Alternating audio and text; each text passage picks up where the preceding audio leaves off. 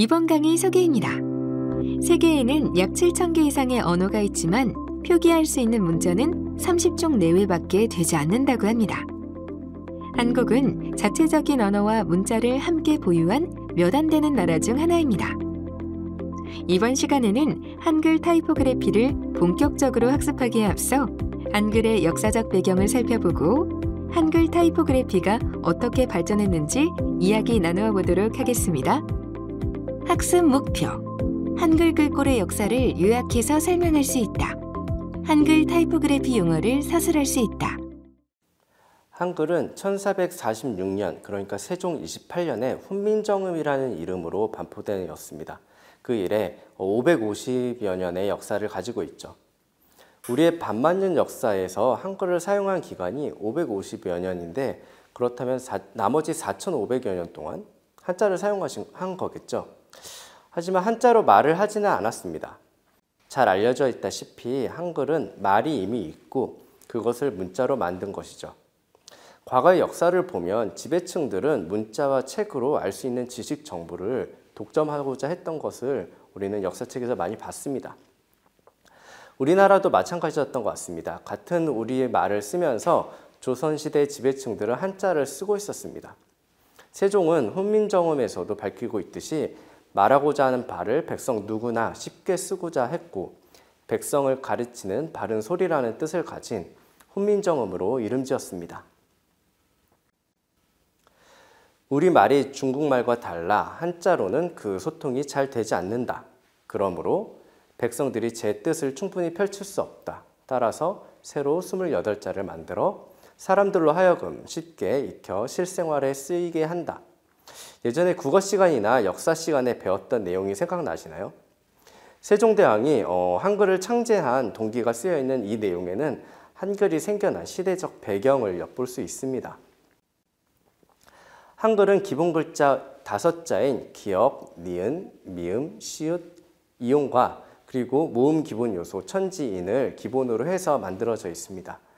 어릴 때 글을 배우면서 봤던 것을 기억해 보면 좋을 것 같은데요. 평소에 우리 글자의 원리를 꼼꼼하게 살펴본 일은 드물 것 같아요. 국립한글박물관에서 제공하는 훈민정음의 제자 원리에 대한 영상을 보면서 한글의 기본 요소들이 어떻게 생성되었는지 다시 한번 살펴보도록 하겠습니다. 세종대왕이 창제한 한글은 자음자 17자, 모음자 11자, 총 28자로 구성된 문자다. 자음자의 제자 원리의 큰 특징은 발음기관의 모양을 본떠 만들었다는 점이다. 기역, 니은, 미음, 시옷, 이응. 첫 번째 기본 자음자 기역은 혀뿌리가 목구멍을 막는 모양을 본땄다. 그. 두 번째 기본 자음자 니은은 혀끝이 윗 잇몸에 붙는 모양을 본땄다. 느.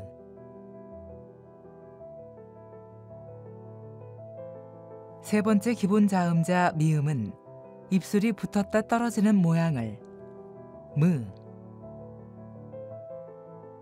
네 번째 기본 자음자 시옷은 앞니의 모양을 스. 마지막 5번째 기본 자음자 이응은 목구멍의 모양을 본땄다. 이렇게 한글은 발음기관을 본따 만든 문자다. 문자가 되려면 자음자의 짝, 모음자가 있어야 한다. 모음자의 기본자는 3자이다. 아, 으, 이.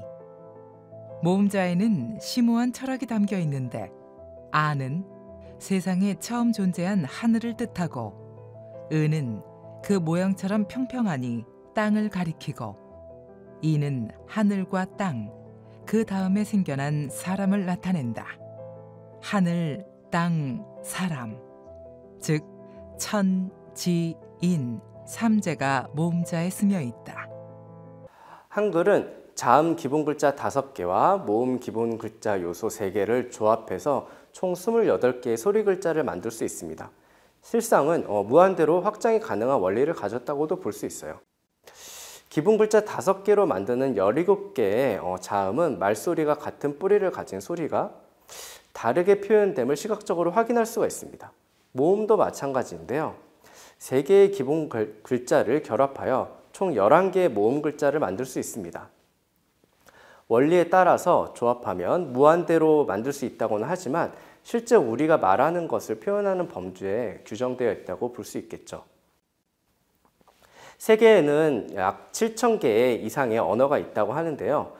표기할 수 있는 문자는 30여 종 내외밖에 되지 않는다고 합니다. 잘 알려져 있다시피 한국은 자체적인 언어와 문자를 함께 보유한 몇 안 되는 나라 중에 하나입니다.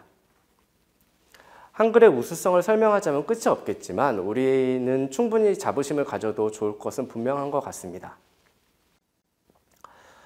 우리 문자가 있다는 것은 한글만 디자인하는 글꼴 디자이너가 있다는 뜻이기도 하고, 그리고 타이포그래피 또한 한글에 최적화된 형태로 디자인되어야 한다는 것을 의미합니다.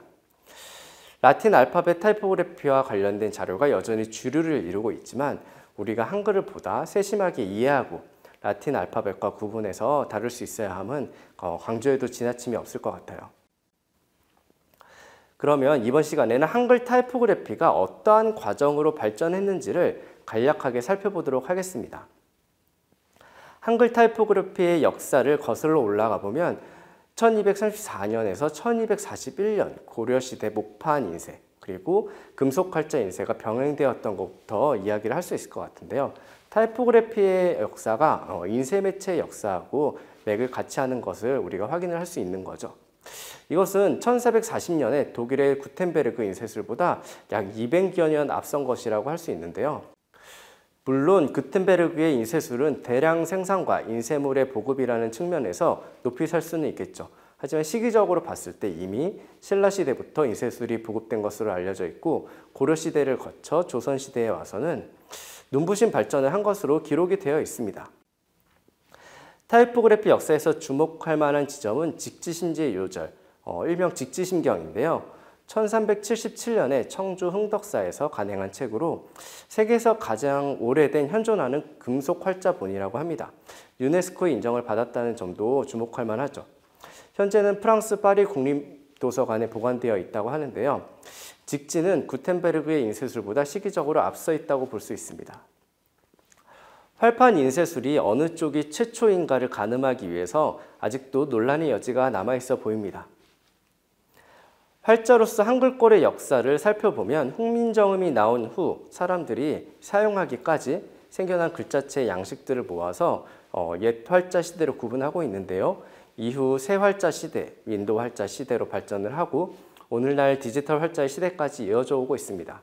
시기별로 자세히 한번 살펴보겠습니다.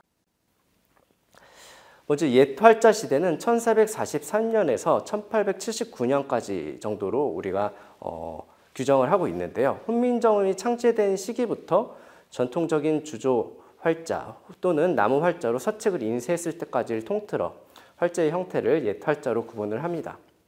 훈민정음 언해를 보면 창제 당시의 한글 글꼴은 매우 기하학적인 형태를 가진 것을 알 수 있어요.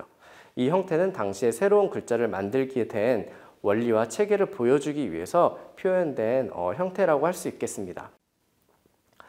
활자로 보기는 어렵지만 한글을 실용적으로 사용하면서 나타낸 글자체를 궁체라고 합니다. 조선시대 중기 이후에 상공들이 한글로 기록을 했는데요. 이 기록하던 글씨 쓰기 방식이 발전을 했고 이후에 궁중에서 쓰던 것이라고 해서 궁체 혹은 궁중서체라고 불리게 되었죠.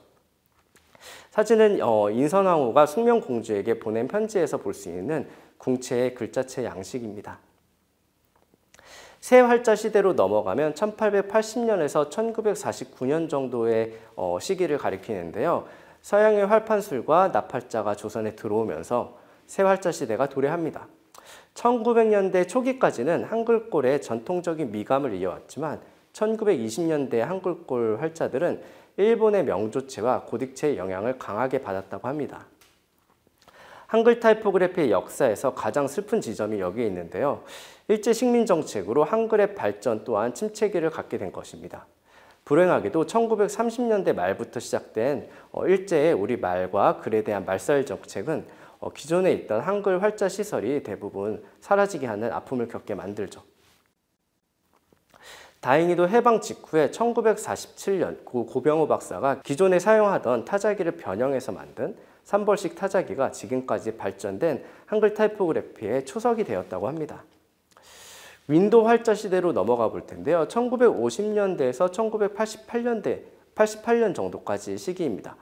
자모 조각이나 재판, 제작 또는 전산 입력 등과 같은 공정, 그리고 활자꼴의 설계가 분리가 되면서 글꼴 디자이너가 본격적으로 등장하는 시기를 윈도우 활자 시대라고 합니다.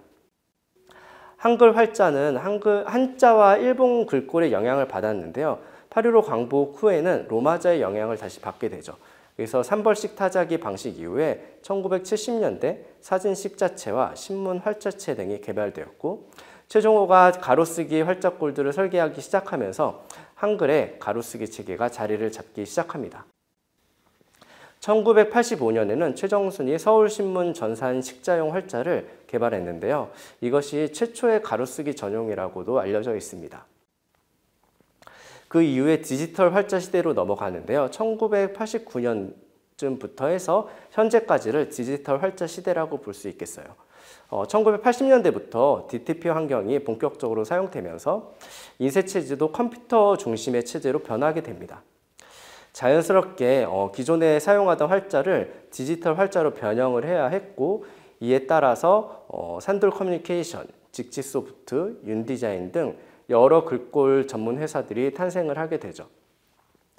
이 시기에 수많은 한글꼴 폰트가 개발이 되었고, 디지털 활자 시대가 본격적으로 시작돼서 지금까지 이어져 오고 있다고 보면 되겠습니다.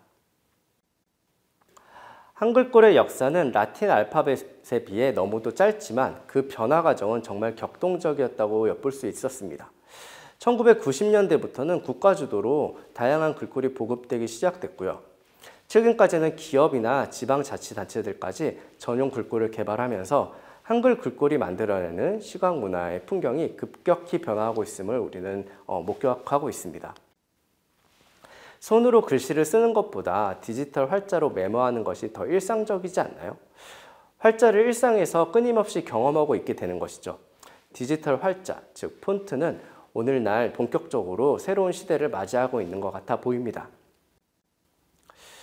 끝나기에 앞서 한글 타이포그래피 용어를 조금 정리하고 넘어가 보도록 할게요. 현재 타이포그래피를 둘러싼 용어들은 영어식 표현과 한글 표현이 혼재돼서 사용되고 있습니다. 한글로 순화되어 표기되면 어느 정도 의미하는 바를 추측해 볼 수는 있겠지만, 영어식 용어를 발음 그대로 표기하는 경우도 적지 않고 한글 타이포그래피에서만 적용되는 용어도 있기 때문에 각각의 의미와 어떠한 차이점이 있는지 알아두는 것이 좋겠습니다. 글자에 해당하는 영어 표현은 letter, 활자에 해당하는 영어 표현은 type, 그리고 글씨에 해당하는 영어 표현은 handwriting입니다. 우리가 모든 용어를 한글로 순화시켜서 사용할 필요는 없습니다. 또한 한글 타이포그래피에는 한글 용어로만, 영문 타이포그래피에서는 영문 용어를 쓰라고 강요할 수도 없겠죠. 타이포그래피라는 큰 틀에서 개념과 원리는 일맥상통하는 부분이 분명히 있기 때문입니다. 그럼에도 불구하고 한글 타이포그래피 용어를 정리해서 이야기하는 이유는 용어의 정확한 의미 관계를 파악하기 위함입니다. 글자라는 형체가 없는 말을 시각적 기호로 만들었잖아요. 이것이 일정한 틀에서 반복적으로 활용할 수 있도록 만든 것이 활자입니다. 글씨는 말 그대로 글자를 손으로 쓴 것이 되겠죠.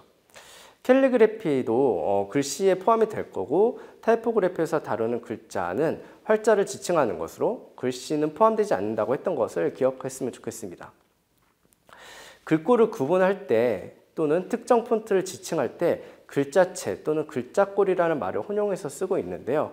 무엇체는 글씨, 그림 따위에서 나타나는 일정한 방식이나 격식 또는 모양새를 말하고, 꼴은 사물의 생김새나 됨됨이를 가리키는 말입니다. 둘 다 형태를 지칭하는 것이죠. 그런데 어떤 체는 어떤 양식이나 스타일의 의미가 강하고, 꼴은 개별 형태에 초점을 맞춘다는 것이 차이점인 것 같습니다. 우리가 생각해 볼 수 있는 용어는 글자, 글자체, 글꼴, 활자, 활자체, 활자꼴, 글씨, 글자체, 글씨꼴 등으로 구분이 가능할 것 같습니다. 이 모두 의미 구분을 명확히 하는 측면에서 모두가 활용이 가능할 것 같지만 특히 타이포그래피에서 폰트와 연관지어서 이야기할 때는 활자체 또는 글자체라고 집합의 의미로 활용해서 사용한다면 혼동이 조금 덜할 것 같아요. 특히 디지털 폰트와 혼용해서 자주 사용하는 용어 중에 서체라는 말이 있는데요. 서체에서 서는 글이나 글자를 포괄하는 말로 서예나 글씨를 쓰다라는 의미 관계에서 파생되었기 때문에 타이포그래피 용어에서 적합하지 않다고 하는 의견도 많이 있습니다. 타이포그래피는 활자를 다루는 것입니다. 하지만 넓은 의미에서 글자의 개념적 관계망을 함께 생각해보면 포괄적으로 타이포그래피를 이해하는 데 도움이 될 것 같아요. 손글씨는 영어로 핸드라이팅, 캘리그래피는 영어식 표현을 한글로 표기한 것이죠. 우리말로 바꾸면 붓글씨 또는 서예 정도에서 혼용해서 쓰고 있는 듯합니다. 하지만 최근 쓰이고 있는 캘리그래피의 의미는 단순히 붓으로 손글씨를 쓴 것 이상의 의미가 담겨 있습니다. 다양한 감정과 정서를 표현하고 때로는 일필 휘지로 쓴 글자가 이미지화되어서 강렬한 인상을 남기죠. 아시아 문화권의 글자체는 붓글씨에서 서양 영향을 받았고 서양의 글자체는 펜글씨에서 유래한 경우가 많아요. 필사를 하는 필기도구에서 글자체가 시작되었기 때문인데요. 글자체는 손글씨가 정형화되어서 하나의 양식으로 규정되는 것이라고 한다면 글씨체는 오히려 캘리그래피에 가까운 것이라고 이해할 수도 있고 손글씨 그 자체라고 이해할 수도 있을 것 같습니다. 학습 정리 1. 훈민정음이 창제된 이후부터 옛 활자 시대를 지나 새 활자 시대와 윈도우 활자 시대를 거쳐 오늘날 디지털 활자의 시대가 오기까지 한글 활자의 체계화 과정은 한글 타이포그래피의 역사에서 중요한 부분을 차지한다. 2. 라틴 알파벳을 바탕으로 하는 타이포그래피 용어에 대응하는 한글 타이포그래피 용어를 이해하는 것은 타이포그래피의 개념을 정립하는 데 중요한 역할을 한다. 해당 영상에 사용된 자료 출처는 출처 목록 3주차에서 다운로드 가능합니다.